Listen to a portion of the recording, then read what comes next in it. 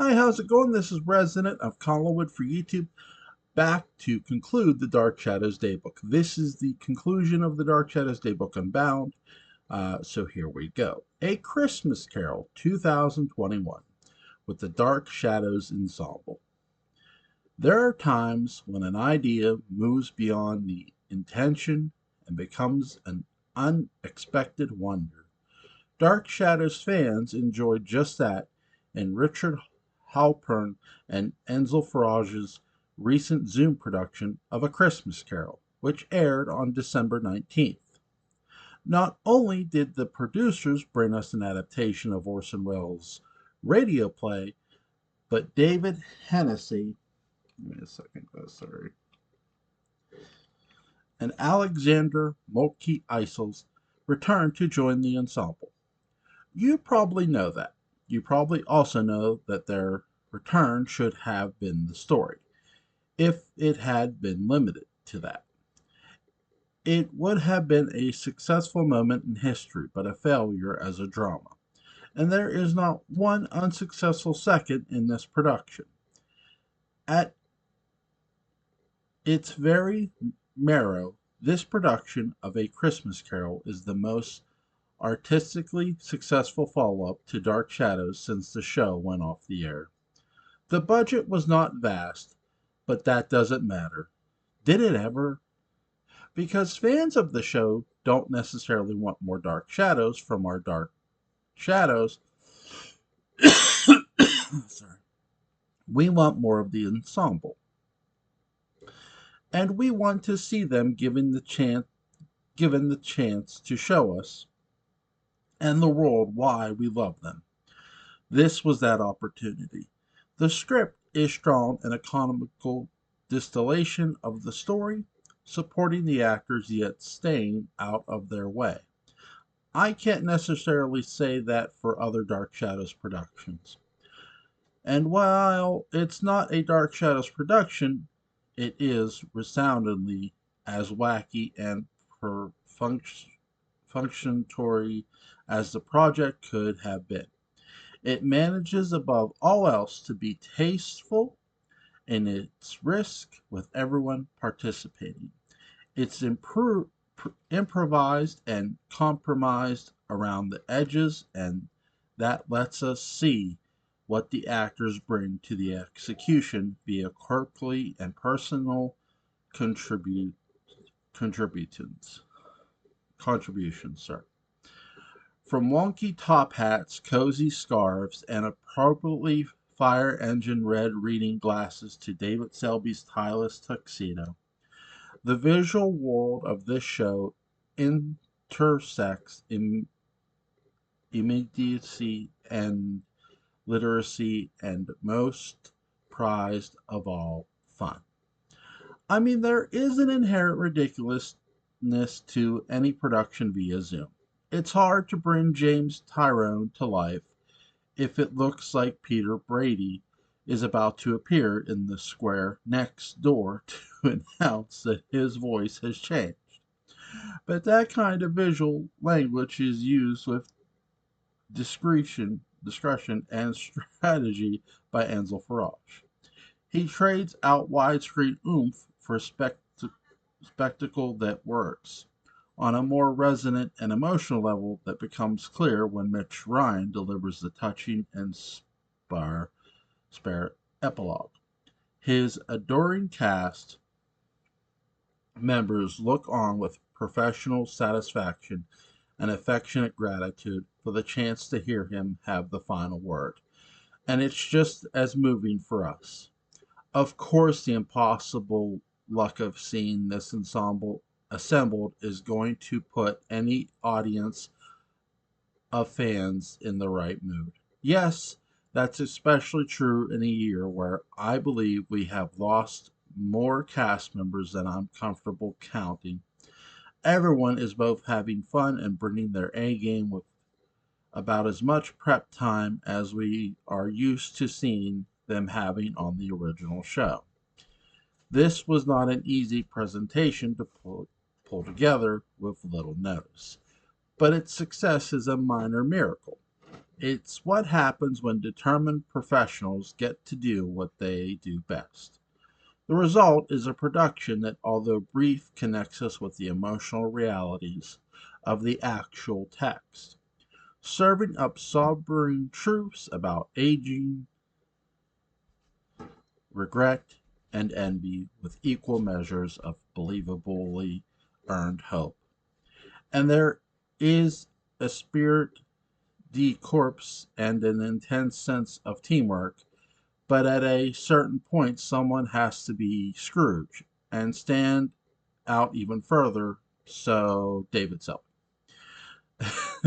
In a performance that should define the most extraordinary horizons of what quarantine theater can be, Selby is somehow able to capture true theatrical size with the cerebral nuances afforded by the intimacy of the webcam. In the midst of nothing but technology, David Selby delivers nothing but humanity. I kept waiting for his Bah Hamburg and other trademark phrases, eager to hear his unique spin on them.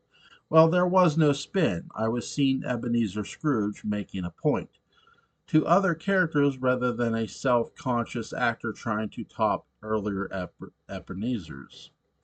David Selby is a fine writer who represents the author, not himself. I suspect that we are seeing the performances he would want from actors in one of his own productions. As the production unfolds, we see a character desperate to hide the pain he associates with lost loves and friendships. This is ostensibly a play about the unfair privilege of class differences. Here I sense a parallel story, the unfair privilege of relationship differences. Scrooge, having earned it, wears his alienation with the pride of a man sure of nothing else. Selby Scrooge feels wisely reversed, engineered from the middle of the play outward in either direction. The relationship sadness of his miscalculations and deviations from the Fitzwig standard chain him as much as the weights emburring Jacob Marley. As a character haunted by Marley's Christmastime passing long before any literal ghost appear, Selby takes great care to believably connect with the details of Ebenezer's past. With nothing but his face and voice, he brings us the depth of Dickens. With a rare purity as Scrooge is reintroduced to everything he's lost.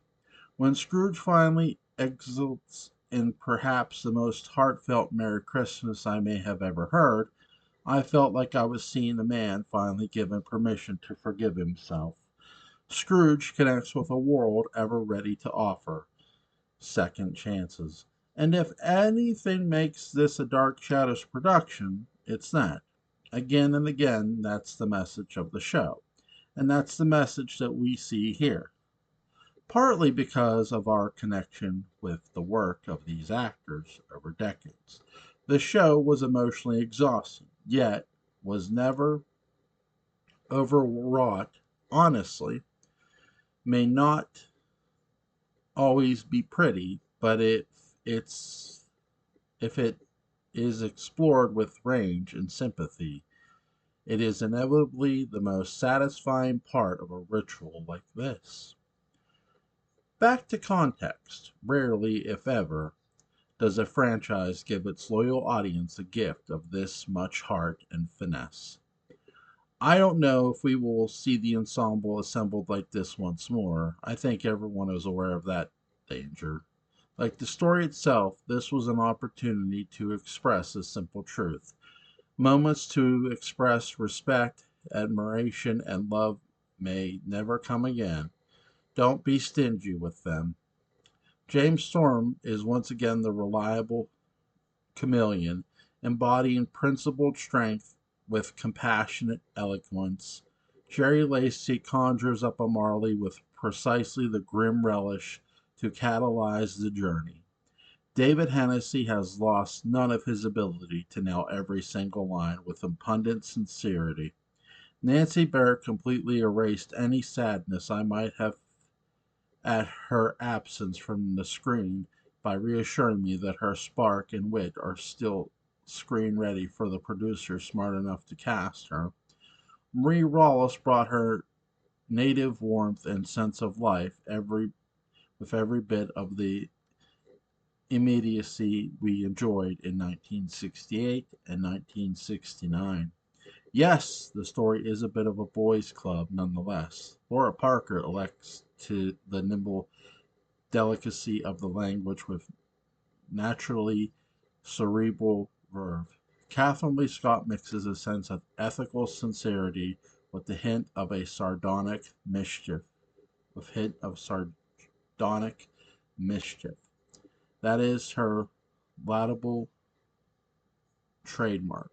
Leave it to the accomplished authors to know how to handle language of mirth and strength. Alexandra Moltke-Alice could have coasted on novelty, but she doesn't. There is a dark and intense forthiness to her presence, and I am too busy watching her character to be distracted by the rare long-awaited return of their actor. It took a long time for us to see more of the range she wanted to explore on a program. It was worth it. Finally, Mitch Ryan inaugurates and resolves the story with an easy, reserved gravitas of reassuring authority. It takes the brightest of actors to observe the action of an improbably passionate neutrality. Mitch Ryan was at and is that bright actor. When the Dark Shadows universe, a thing extending far beyond the actual production of the show, said goodbye to Ryan, Moltke-Alice, and Hennessy, a critical balance was lost. Thanks to this production, this can now be seen as normally monumentary. Dark Shadows is about home, often for those without one. Watching this made me feel as if the doors to Collinwood were open again. 2020 and 2021 took more of us than we deserved. This gesture at this time is an essential reminder of what we still have. Too often, the love of a franchise reveals itself in the desperate acquisition of props and autographs and photos and handshakes. All of us which are noble all of which are nobles, but all of which distract us from the real reasons we love the people who brought it to life. Richard Halpern and Ansel Farage take full advantage of this rare opportunity to see them doing what we love most, acting. They have not only given this ensemble yet another great story to tell together, but they have given us the opportunity and an intimacy to share it. Afterward, as a writer, I lost my knack for fiction far back in 1992 with the death of my mentor and publisher, the great Todd Lawrence. That is not meant to be mundane. It's just the truth sometimes is. I thank Dark Shadows yet again. It elected a tad of show don't tell from the depths of that sadness. A few days prior to Christmas, I found myself in a conversation about the TV show The Offer, about the making of The Godfather. My friend and I pondered what a making of a series about Dark Shadows would look like. I'd often wondered about that. It's a story more dramatic than the show itself. I'm not sure how it would begin, but I instantly knew how it would end. In a flash. A Paul Thomas Anderson style montage unfolded. It's written informally, even for me, but this is how it came out. NB Doug Nader is the MGM executive who ordered the savage cuts from Night of Dark Shadows. Fade in. We hear the Galvin Ballot Suit number 3 by Aram Katcharin, last heard as Dave Bowen jogged endlessly through the Discovery in 2001, A Space Odyssey. Sad, slow, sweet, thoughtful. The montage begins with Doug Nader ordering Dan Curtis to cut 45 minutes or so of Night of Dark Shadows. Any 45 minutes, but now Curtis sees that he is now exactly opposite of what he once was, an artist at odds with a suit. Cut to the test screening, and the audience is filling out cards circling numbers to state how much they disliked it, not understanding what are watching. And as Curtis sits there powerless to do anything, the camera pans over to Doug Nader doing a crossword puzzle during the big climax. Fade to Curtis throwing up in the lobby bathroom of the test screening. He comes out to see Sam and Gordon staring at him in the lobby. He turns away from the writers and passes Doug Nader, who casually shrugs, and we close in on the death stare of Dan Curtis tightening up into a rage and then yelling, "Fire!" Close up of guns blasting away, then tanks, and we pull out to find Dan Curtis, many years later, commanding Winds of War. Fade to Curtis getting his Emmy, smiling that enormous smile once again. Doug Nader gold claps Dan Curtis with all of his 397 teeth grins straight at him. Cut to flash bulbs. A woman leaves a Manhattan high-rise, elegantly dressed. It is Alexander. The awaiting press explodes into unwanted questions, and nearby New York Post headline reads, "Dark Shadows heroine testifies in murder case." Cut to an autograph show. Joel Carruthers' handsome mustache brimming is signing autographs. A close-up of his hand as a person takes the autograph away from Joel. They smile at one another, and the star notices a small wine-colored spot on his hand. He politely gets up and walks away out of the crowd, numb. Cut to David Selby in a business suit, charmingly menacing someone on Falcon Crest. When that person pulls a pistol, Selby whirls around to grab the katana off his wall. Just when he grabbed the sword off the wall on Dark Shadows, there is a crash of a proximate lamp. Selby is very serious for a moment and then laughs. He gingerly places the katana on his desk and backs away, shaking his head with a grin. The more things change. Fade to Sam Hall unpacking his typewriter at a mundane soap opera, wandering to the set. Seeing some boring scene of a doctor talking, imagining the doctor turning into a vampire, Sam smiles. Cut back to the doctor, not a vampire, but an actor on a soap set. It is a soap that will have no imagination. Sam nods, realizes this, and walks back to his office where he just starts to plunk away at the typewriter. Bored, he looks at Gordon Russell's familiar coffee cup. Is Gordon waiting for it to be filled? Sam puts pens in it. The office is in the same configuration as the writer's room on Dark Shadows. But we see the area where Gordon's desk would be is now just a solitary, vaguely dying rubber tree plant. Cut to Sam's bedroom, where we have seen him have long discussions into the night with Grayson. He's reading Don Quixote. The font is too small. He just tosses it aside and picks up the remote. He looks at it with contempt. You could tell they never had a TV in the bedroom when she was alive. He looks over at a long pile of junk mail on his bed 5 feet long, where Grayson once lay. The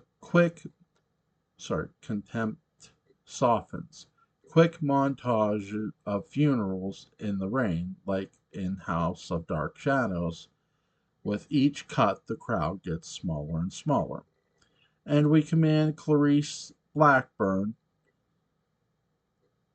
commend fade to David Thayer,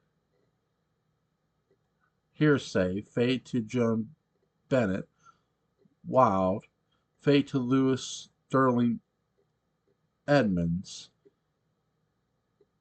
to the earth, fade to slow motion skeletons menacing Jonathan Frid. They lunge at him. Just like the zombies prior to 1840, he can't get away. But then we pull back and see that it's a Cinco de Mayo celebration in Mexico where we've heard him threaten to retire. He's dancing, he's happy. A waiter comes out, bringing a phone on a long cord. It's from LA. He says, Fred thinks for a moment. He smiles, he laughs. He doesn't have to do anything he doesn't want to. And so he rejoins the Cinco de Mayo revels and keeps dancing into the night. The end. Welcome to the beginning and end of the world. Acknowledgements. This book would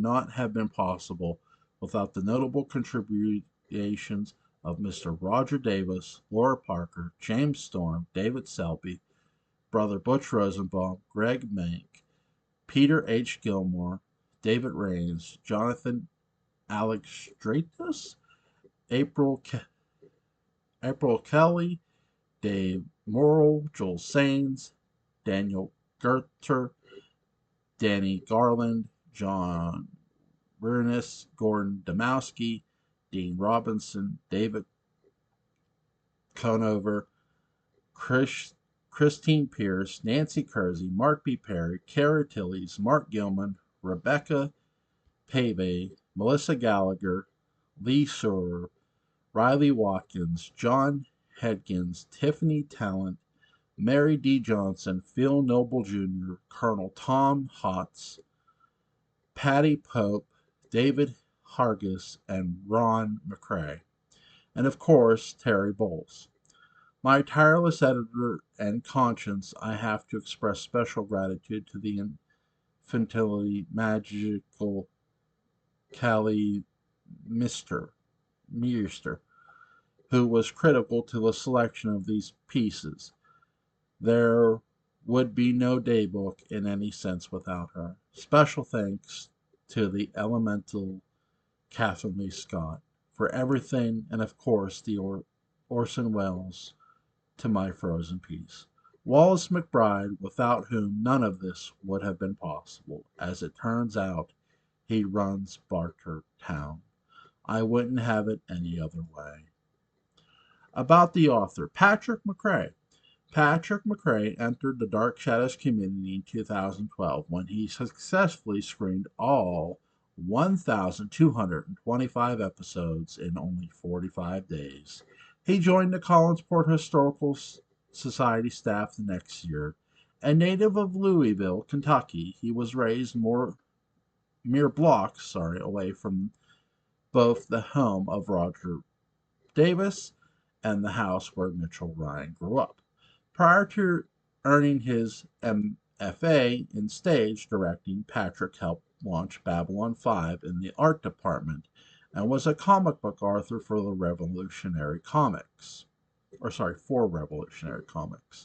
Creating the underground cult hit Elvis Shrugged. He later wrote top-selling biographies of Betty White, Jack Dorsey, Britney Spears, and Elvis Presley. Having directed over 80 stage plays, he also co-produced and co-starred in the lauded audio series Star Trek: The Continuing Mission. He has been writing the Dark Shadows Daybook since 2016, winning the 2018 Rondo Award for Writer of the Year as a webmaster. You can see his work at CatherineLeeScott.com. And that's it, guys. That's the book. Really, really good. My review is a 10. I really enjoyed the book from start to finish. I'll give you my favorite parts of it now. I really, really love the fact that we got 1841 in this. It's only a couple pages, but it's worth it. And I'm really, really happy. Of course, that we got more of the about the original series, which is cool. We got more essays, but I really love the fact that Patrick took the time to not just include something about Ben Cross and his passing, but include an entire thing about the 1991 revival series. I do hope we get a little with the next Dark Shadows Daybook. We get a little more in depth of the '04 unaired pilot, the behind the scenes, the decisions made, and more about the 2012 movie, the decisions made there. That would be something for the next Daybook to see. That's my hope. But again, I really enjoyed this from start to finish. I give it a solid 10. Guys, if you have not checked out or picked up the Dark Shadows Daybook Unbound, go pick it up. I enjoyed every bit of this. I had a blast reading this. I had a blast reading it live to you guys.